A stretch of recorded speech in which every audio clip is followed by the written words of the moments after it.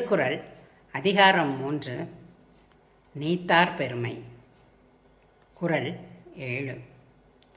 சுவை ஒளி ஊறு ஓசை நாற்றமென ஐந்தின் வகை தெரிவான் கட்டே உலகு.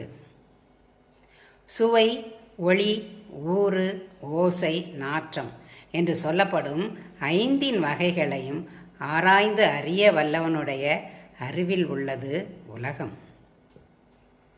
சுவை ஒளி ஊறு ஓசை நாற்றமென ஐந்தின் வகை தெரிவான் கட்டே உலகு. The world is within the knowledge of him who knows the properties of taste, sight, touch, hearing and smell.